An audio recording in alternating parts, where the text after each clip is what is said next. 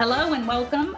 This is a meeting of the Foxborough Personnel Board. We are televised live on Foxborough Cable Access, as well that you can access either on your TV or the internet. So I'm going to call the meeting to order. It's 5:30 on Tuesday, August 30th. The first item on our agenda is to review and approve the meeting minutes from June 21st. Do I have a motion to approve, or are there any changes? I think they're fine. I make a motion to approve. Great. A second? I'll second. Everybody in favor? And we've got to do a roll call because we're Zooming. Yes, in favor. Approve. Aye. Aye. Tracy says aye. Aye. Aye. Okay. Moving on. Discuss the mobile phone policy. So Mike Johns, there we go. Yes. You had sent out a form that is I think the cell phone policy that you're proposing that would be signed by an employee. And then I had asked a question about, I swore that there was already a cell phone policy that we had worked with Mary Beth on. And then what you pulled up was a paragraph related to cell phone usage within the vehicle use policy. That's correct. We didn't have a separate one? No, we didn't. Okay. So if we do this one, which is the new one, sorry, does it override the other one? That's not the intention for it to override or replace it, because we still want to have something either in the vehicle use policy or referring from that one to this one. I will say that the vehicle use policy is one of the policies that's already been negotiated, impact bargained with all of the unions. So if we don't have to change the old vehicle use policy, that would be good. But if there is good reason to change it, then I'll go back and impact bargain it with the unions.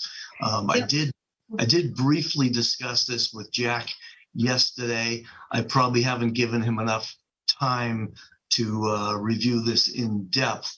But, if you have anything, Jack, please chime in. I actually had one thing.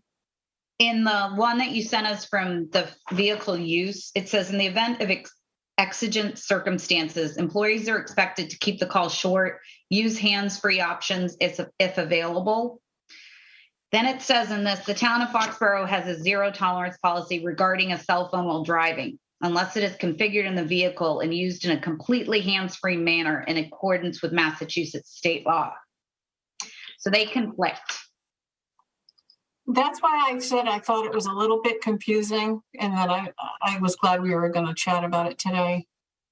It's just a little bit conflicting, I think. Oh, it's very conflicting. Like, I personally think that in the thing you sent us in the email, in the event of exigent, I can't say that word, circumstances, employees are expected to keep the call short, blah, blah, blah, blah, blah. I think that whole last two sentences needs to be struck. That was actually the focus of my brief conversation with Mike. Channeling my inner attorney now. Since that policy was adopted, Massachusetts law has changed, and obviously we want to make sure that policies continue to be consistent with state law. I think the proposed new policy is better at that. So I think it'd be wise to try and modify the existing vehicle use policy so that it conforms with the proposed new policy and state law. I agree. Scott, Linda. Now I'm calling you. That makes sense. I'm renaming you, Nancy, to Linda for some reason. Oh, I didn't know that was me. Okay. No, That's your code name. I didn't examine the new thing with a fine tooth comb, but I just did yesterday go to mass.gov, and I was looking up the laws in Massachusetts about using a cell phone in the car. Yeah, you can't do it unless it's hands-free. Right, and I didn't know if it made sense to say that we have the law in the state, and to even spell out what the offenses are in the state of Massachusetts. I don't know if you think it's appropriate or worthwhile to include what the actual penalties are in the state, or if we should just keep that separate. I think we should keep it separate because it very much could change, and then we'd have to redo the policy. That's true. What Jack has advised us in the past on these policies is if we have a federal act or a state law, to refer to that law within the policy, give the link. So then as the law or the mandate changes or the act changes, we're still up to date on a policy. Yeah, I think that's great. And this is a good example of that happening. So, Yep. Scott, Mike, Brown, any thoughts or comments? No, I have no further comments. I agree it was a conflict. I think it's a good fix. Yep, I agree. The one thing that the one with the seal at the top, Mike Johns, is the reimbursement rate for authorized employee-owned cell phones is net $40 per month. Does there anything need to be put in here about that? They'll only be reimbursed upon approval by the person's manager. Yeah, I think that's worth putting in there. That's a good point. And can it be approved by just the person's manager, or does it also have to be approved by the town manager or anybody in HR, or is it just the person's line manager? I think it's just the person's direct manager. It's only $40. It's not like a huge expenditure. I'd be fine with the person's, unless Mike Johns wants to approve all of them. Just to keep internal equity, like who has the eligibility for a phone and who doesn't have eligibility for a phone. Yeah, we can put in there that department head and town manager. So at least the town manager is seeing where all those phone expenses are going. Okay. Or even the HR, like even you, Mike, assistant town manager, whatever. I don't know. I just thought somebody who's looking at the whole pie as opposed to just one slice of the pie. I think that's a good point.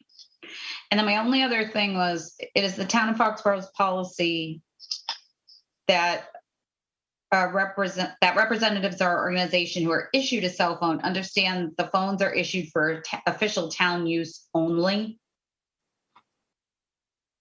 I know it's a nit, but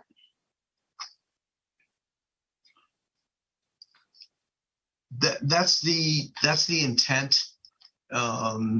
With the difference with ones that are issued, those are for business use, whereas the ones who are getting a stipend, that's their personal phone, and that could be, the stipend is to reimburse some of the business use on their personal phone.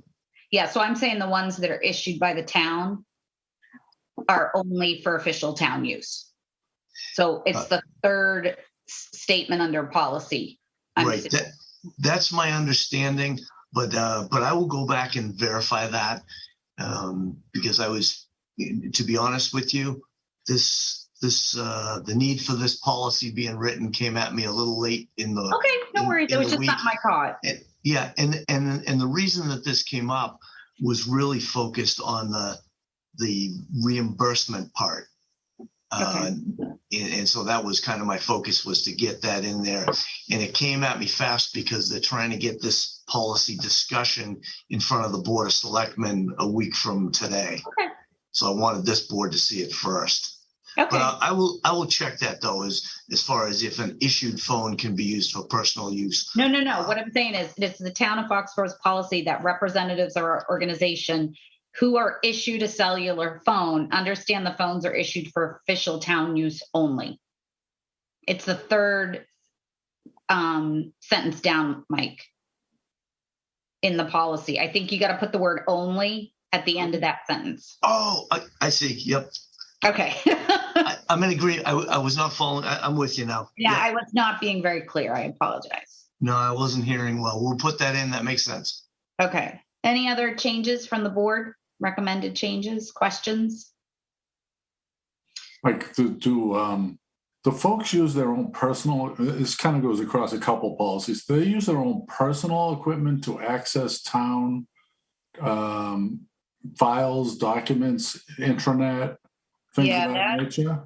Yeah, we did that. It kind of crosses a few of these policies, and I don't know how the town treats this type of, so maybe just a general statement for me so I can understand.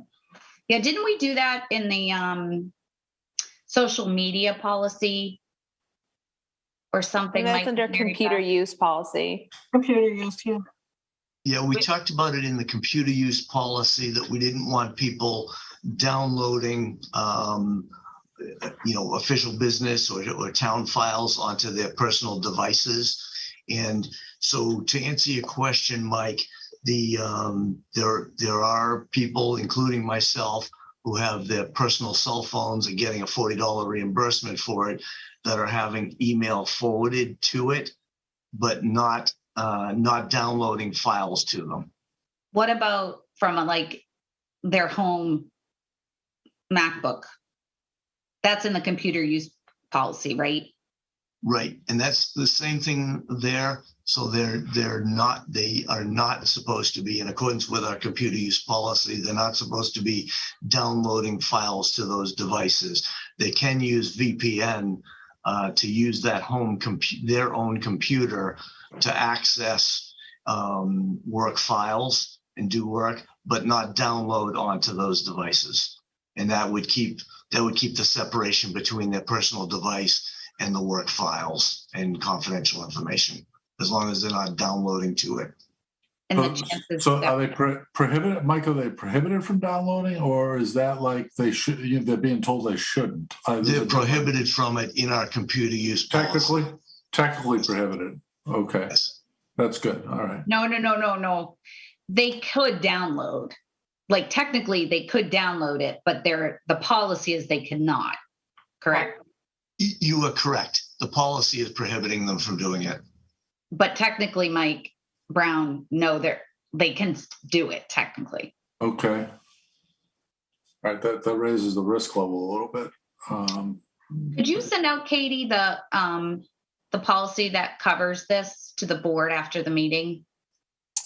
That went into the personnel guide that I believe that was sent out to all employees, right, as well as put on the website. Yeah, you're wanting it to be sent out to the personnel board, right? Yes. So you're please. asking. Yeah. Oh, sure. Oh my gosh, yes, of course. Yeah, sorry. I'm not being very clear today in any of my calls. And that, Mike, will give you an opportunity to look at the whole thing. And if you still have concerns, we can raise it. Okay. Now, Okay. used to a pretty restrictive sort of set of processes in corporate America, and this may be quite different, but in any respect, that's where my question's coming from. Awesome.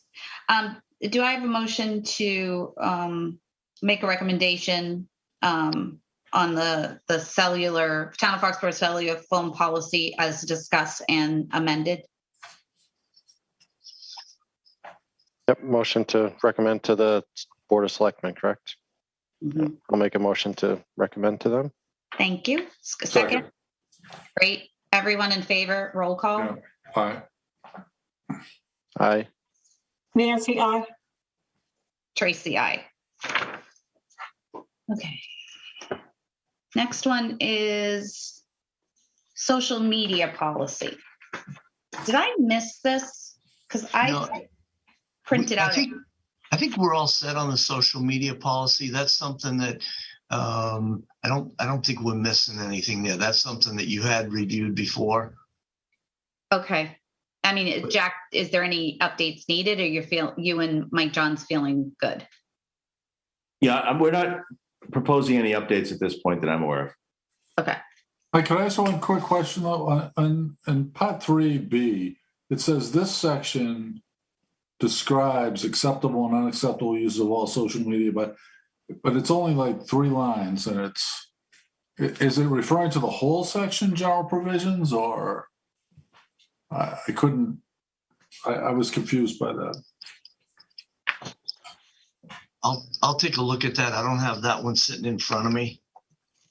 Yeah, I had 2 questions. One was that, and the second one was in Part D. It says all use of social media must conform to the following regulations. And the first line is there is no guarantee of privacy for electronic communications.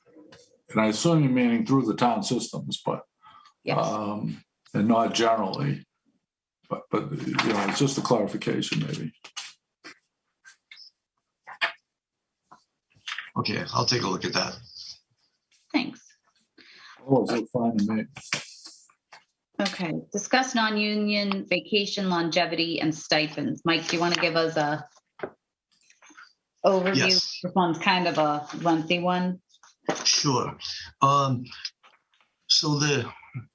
me start from several years back. Before we had a steelworkers union, we had a non-union personnel bylaw, and that covered about 70 employees. It was probably, I don't know, maybe 9 or 10 years ago that the steelworkers organized about 55 of those 70 employees. They became units A and B of the steelworkers. And I mention that because much of the steelworkers contract came from what had originally been the non-union bylaws. That became their steelworker unit A and B contracts. So they, every 3 years, they negotiate a new contract. So most recently, to town meeting, both of those unions got a contract ratified and then settled at town meeting. And I summarized the changes that went into their contract, where we typically try to keep our 15 non-union employees in parity with those steelworkers, because generally they're administrative office workers, some supervisory, some non-supervisory, working in most of the same buildings, town hall, council on aging, and so forth, DPW. So we try to keep some parity. That's the goal. A couple of areas that were changed in the steelworkers contract, I summarized. One was that the longevity payments went up by $25 for each of the different levels for people who have served for more than 5 years for the town. That was one area. Another area was that Unit A employees who are eligible for a certification stipend that used to be $1,000. So that would be something like somebody got their mass assessors accreditation, and they were getting $1,000. That went up by $100. Or somebody who got their town clerk's state certification. Or so this is a $100 increase per year. Yes, that should have said increase. So it was a $100 increase. So that's $1,100 for that stipend.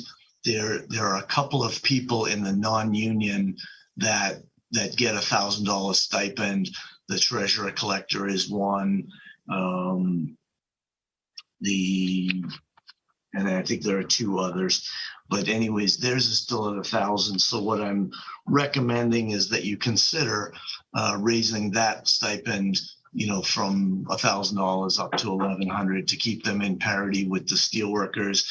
And then there was a third area of vacation that splits into two other areas.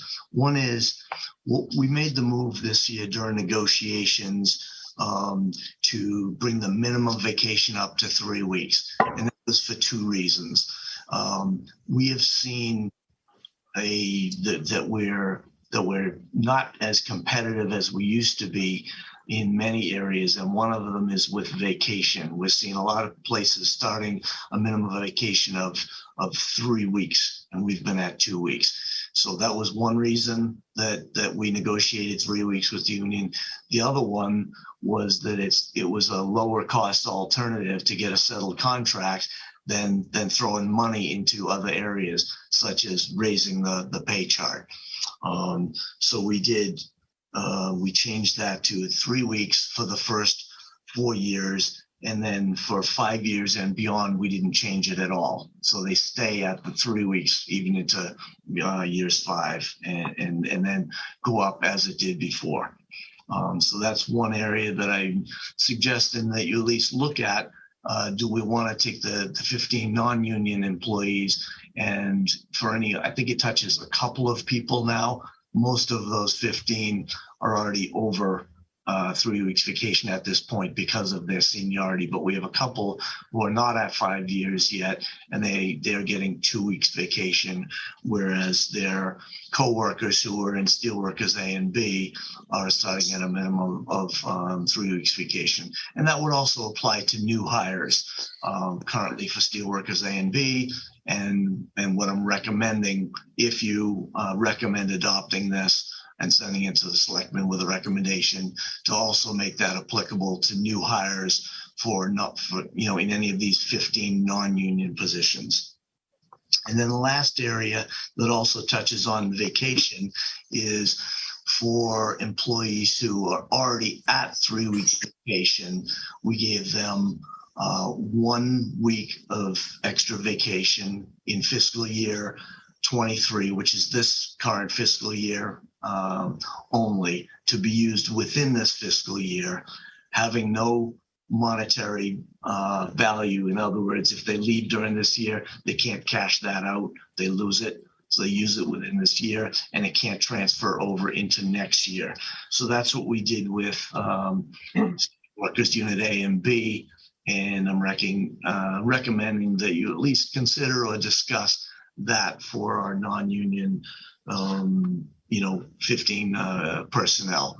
I did include in the email that I sent to you that number 1, longevity, I would fall under that category. And number 4, the vacation, because I already get over 3 weeks vacation, that would apply to me. I would like to take myself out of the running for that $25 longevity increase. And for the extra 1 week of no cash value vacation, I'd like to take myself out of the running for that, and I would present that to the town manager and the selectmen as well, because I don't want my recommendation to you and to the selectmen to be tainted by a personal gain in that. So does that all make sense? Those different levels of parity that I'm suggesting. I have a question. Go ahead. Nan. Just about the extra week that you're going to give to people just for this year. The reason for that, I'm guessing, is because they didn't get that week when they were first hired. Is that why? That's part of it. Mhm. The other part, really the bigger part, is that we were giving something to folks who had less than 5 years with the organization in Steelworkers A and B, and nothing for the folks who had been here 5 years or more. And so the union came back with they did not accept that proposal with my attempt to try to settle this contract. They said what would settle the contract is if you would consider at least giving something to the rest, which was most of the steelworker employees having more than 5 years, if you would give them something like an extra week vacation. And I said, well, we would not be willing to take someone who's already getting 3 weeks or 4 weeks and bump them up an extra week, for forever. And we also wouldn't be willing to allow them to cash that out if they were to leave within the next year. So that's where we settled on that. So that was really the main reason, was because we couldn't settle the contract without doing something with the rest of those employees. So first of all, go ahead, Nancy. I'm sorry, I keep dominating. Just wondering, what are other towns doing as far as vacation? And They're at 3 weeks. Okay. Yeah, we are very behind from a vacation standpoint. Okay. Couple things, Mike. First, I will not accept your taking yourself out of this. So, because you are part of this group of 15 people, and if our recommendation to the selectmen is that we recommend this and support it, then you're part of that group. And if you would like me or Gary to be present at the selectmen's meeting to speak to that point, just let me know. Then could these 15 people be in a union if they wanted to, or do they not qualify for whatever reason? Some of them could be, some of them could not. So I couldn't join a union because of the nature of my work. The treasurer collector could, that one actually could. It's okay. You don't have to go through them, but some could, some can't. Some could. There are probably more that could than couldn't. Okay. And then do we have a sense of, so the maximum impact on the budget from a longevity standpoint, if you take 25 times 15, that's $375. I mean, that's it. That's a drop in the bucket. And I'm assuming not everybody is in excess of 5 years, or of the 15. How many do you think are? There are only, this would only the vacation thing with the 5 weeks, No. you mean? No, the longevity, number one. The 25 per year increase. How many? That would, so the majority are in excess of 5 years. There are, I can think of 3 who would not be eligible. Okay. So we're talking like $300 total. Right. Now the certification stipend, do you know approximately how many of the 15 would 3. qualify for that? That would be 3. So it'd be $300, the increase. Okay. Those are my questions. Scott, Nancy? Mike, I assume the last time they went through the contract ratification 3 years ago or so, we took a similar approach. There were some changes that the union made in their contract, and we applied those to the non-union. We did. Yeah. Okay. I mean, these are very small changes. I have no issues with any of them, and they're in lockstep with the union contract. Yeah. And we've worked pretty hard to keep parity as much as we can. Even though police and fire are different, we've tried to keep some parity across public safety, and then across the DPW. And between the unions, they're always looking at each other. So while we can't make them exactly even, we try to make the total package something that's of equal value. And then we have tried historically to do the same with our non-union personnel, is to treat them somewhat equally as much as we can. Mm-hmm. Okay. Mike Brown?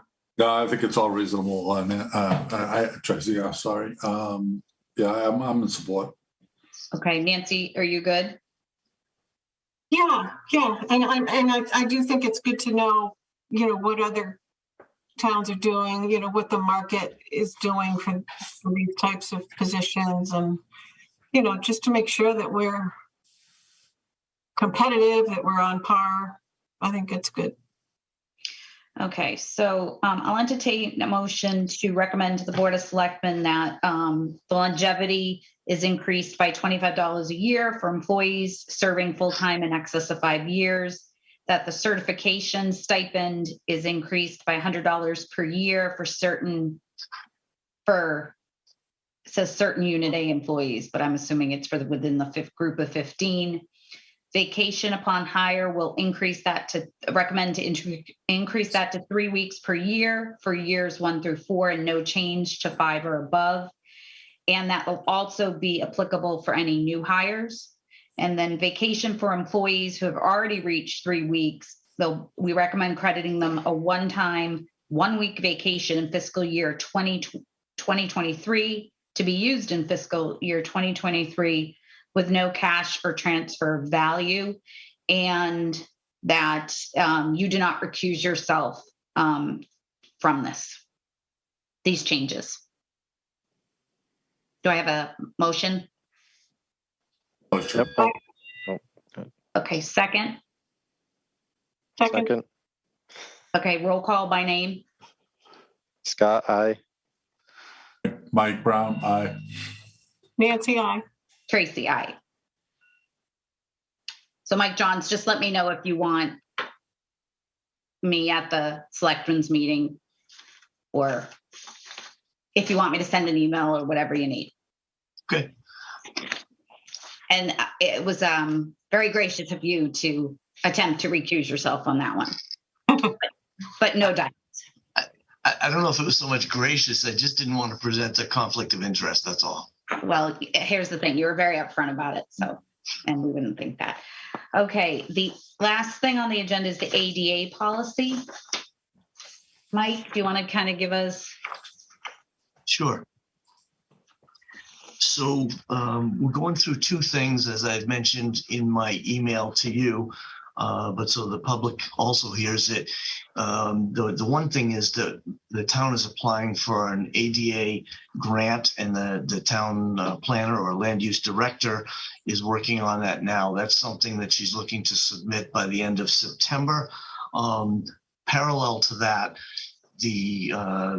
many of the departments in the town are working on the open space and recreation plan, not the least of which is the land use director, a conservation agent, the recreation board, human resources department, to get this ready, and that would be by the end of the calendar year. So there are about 9 different requirements that have fallen on me to get ready to do both the OSRP, the Open Space Recreation Plan, and this ADA grant. And one of them I've presented to you, and that is a public notice where somebody can appeal or make a grievance procedure on ADA.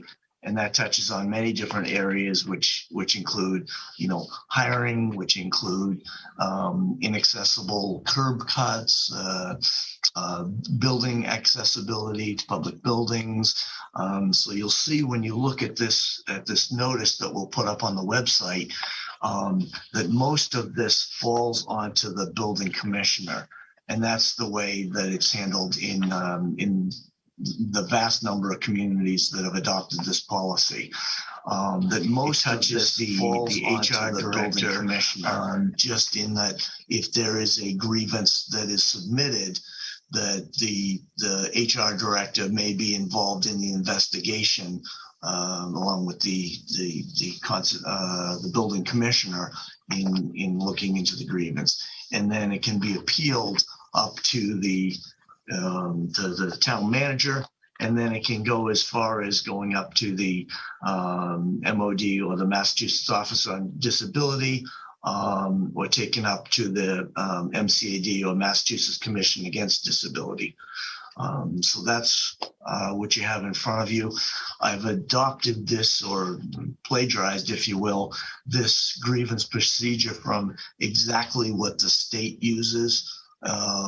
So the only thing I've done is just change the state emblem to the town seal, and change the names and the contact information to the appropriate people in here. Otherwise, I've not modified the language in any way, so that I've kept it in, what's legally been adopted by the state and other communities who have adopted this grievance procedure. So this is just for employees. You say curb cut, and I'm like, what if somebody's trying to get in the town hall? But this is for employees of the town. No, this is not just for employees. Oh. This is for anyone in the community. Okay. Mike, sorry, Tracy, if you had more. My question on this one, so it all makes sense what's in paper here, but we have a building commissioner reviewing it, and that makes a lot of sense to me on cuts and building entrances and the like, ADA type things. But you also mentioned like hiring, discrimination and those kind of things. Is this the place that other towns deal with it, or should it be more of a HR director or a town manager type, or yourself? Is there a way to get clarity to the right people on this thing? I don't know, Scott, at all. Myself personally, I'm just asking from a positional type question. Is the building commissioner the right person to be broadly opining on these type matters? Because it looks like it's in his sole discretion. That's sort of a complaint. Really good point. And Scott Shipley is amazing at Shipley at what he does. But I mean, I can't, if there's an issue of discrimination upon hiring, to Mike's point, I mean, Scott is not the person to do it. I think it should be the assistant town manager or the the person responsible for the HR function. Yeah. I was just wondering if, Jack, do you have an opinion on this? Ooh, good question. Well, first of all, I just want to go back to an earlier question, and that is, who does this apply to, or who does this benefit? So it's a requirement under the Rehabilitation Act of 1973, which was a precursor to the Americans with Disabilities Act. And it was intended to provide a remedy for people who are denied access to facilities or programs of an entity that's receiving federal funds. So assuming the town of Foxborough is receiving federal funds, they have to provide some recourse for people who can't access the programs of the town, either because of physical barriers like curb cuts or because of program barriers. So one other way that this can, Mike gave a good list of the ways that this might be implicated, but another that sometimes comes up is access to programs. For example, if a child wanted to participate in a summer program through the rec department, but had some form of disability that required some sort of accommodation, the town would have an obligation to try to accommodate them, to allow them access to the service, to the program.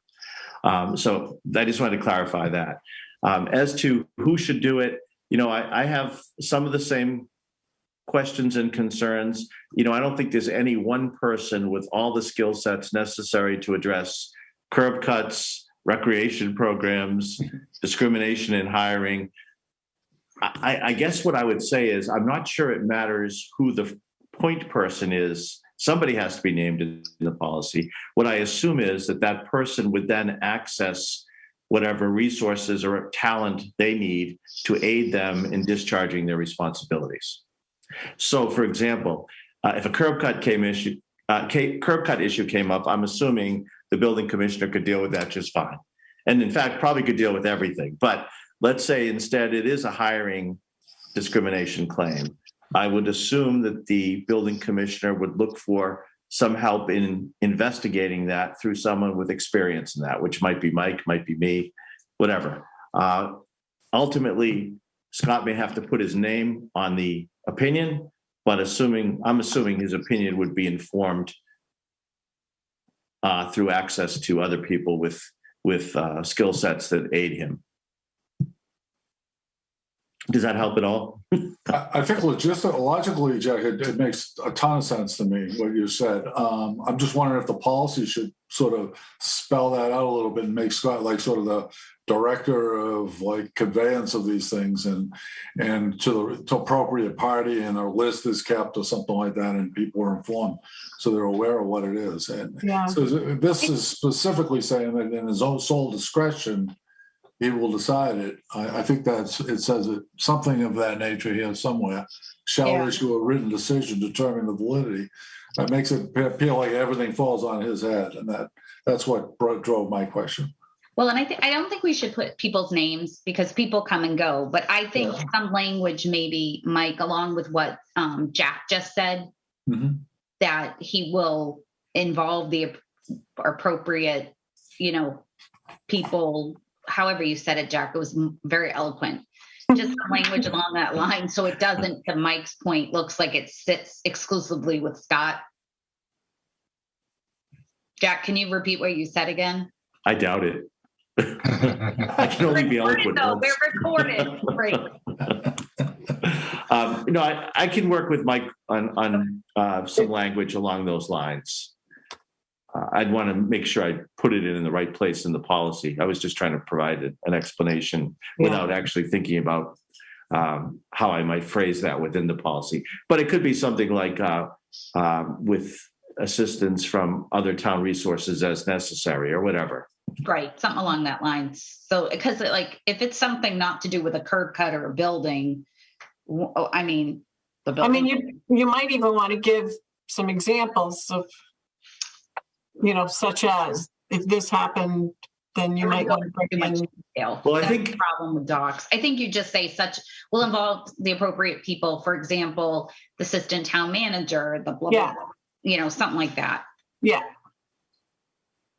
I think there's a couple different goals here. One is letting people who are aggrieved by something that the town has done or failed to do know who they can turn to. So I think it's good to have one contact point, and that's fine the way it's written. But once you then go to apply that policy, and this is really more an internal thing, I think Scott should know that he has resources at his disposal.